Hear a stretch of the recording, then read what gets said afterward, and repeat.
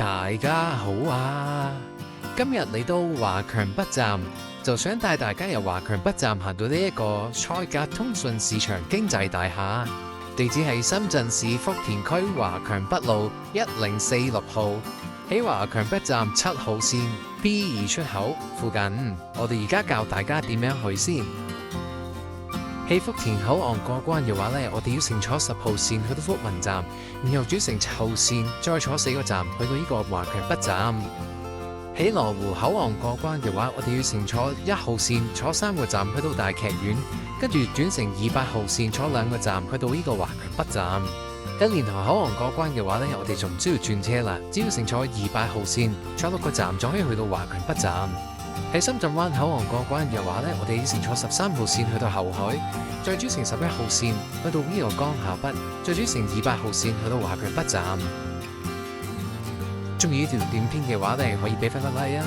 覺得有用嘅話呢，可以分享俾你身邊嘅人。我哋有一條全新嘅頻道，好需要你嘅支持，記得訂閱或者加入會員啊！我哋而家開始啦！嚟到華強北站之後，我哋要去揾呢個 E 出口，華強北路東側。喺呢個位置，左邊就係 E1，右邊就係 E2。E2 咧就喺呢個華強北路東側。跟住咧，我哋咧就要乘搭前面嘅扶手電梯咧上去上邊嘅一層。離開咗電梯之後咧，我哋就要轉左。就會進入呢個華強北地鐵商業街，跟住再轉左，之後呢，直行，前邊嗰條扶手電梯呢，就係 E2 出口，但係呢，我哋呢就唔係喺度出，我哋呢會轉右行翻出去，跟住呢，我哋要繼續向前行，因為如果喺頭先嘅出口出呢，我哋就要過多條馬路呢，先至可以去到我哋嘅目的地。咁我哋呢嚟到呢個5嘅出口。賽格經濟大廈、賽格工業大廈，然後我哋乘搭前面呢個扶手電梯上返去地面。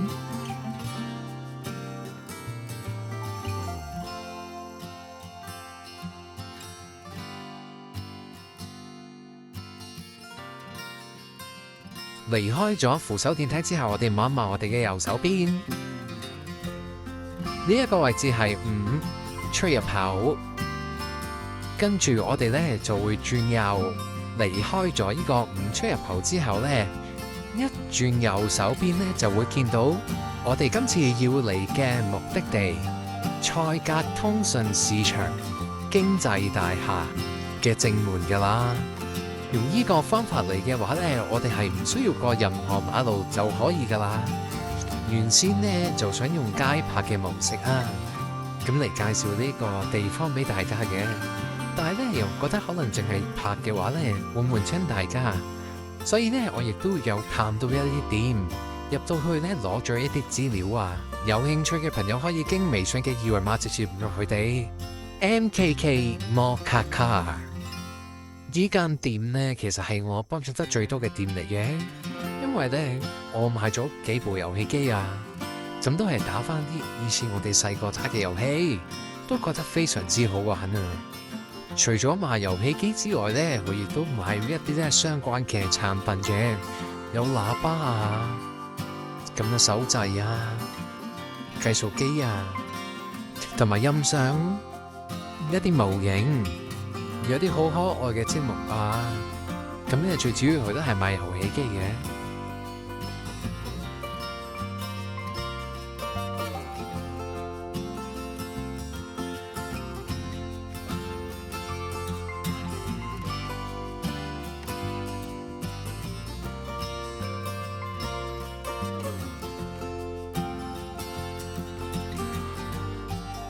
樂迪星，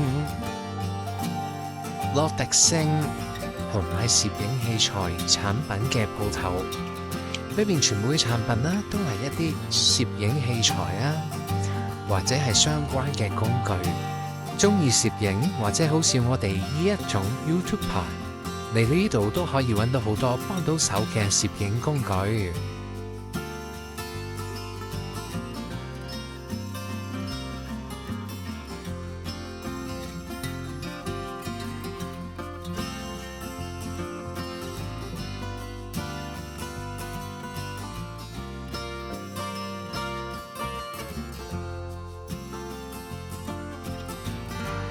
品學科技。咁品學科技呢一間鋪頭呢，佢呢全間鋪頭呢都係賣一啲專業嘅測量儀器或者一啲高科技嘅產品。如果想買任何嘅測量儀器，都可以微信去問一問呢，佢哋鋪頭到底有冇。咁亦都會有啲呢比較高科技啲嘅生活用品呢，佢都會有賣緊嘅。有興趣嘅朋友呢，可以嚟呢度睇一睇，應該會揾到你需要嘅產品。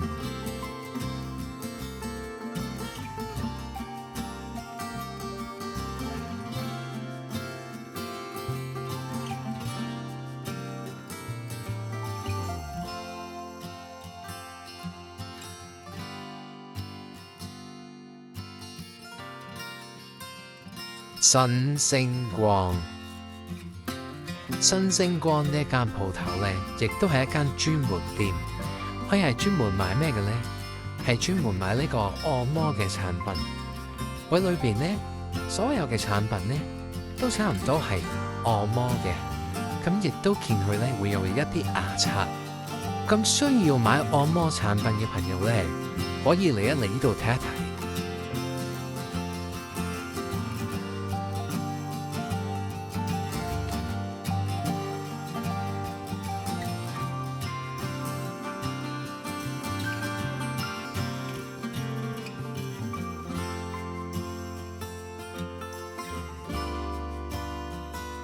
新達智能，最後兩間呢係姊妹鋪嚟嘅，咁佢哋賣嘅嘢呢都係差唔多嘅，咁都係賣一啲遊戲機啊、耳機啊、喇叭啊、手掣咁樣嘅。不過呢，佢哋呢其實最吸引到我呢，其實就係佢哋買一啲睇電視嘅系統，除咗喺平板上面睇電視之外呢，亦都可以喺電視機上面睇。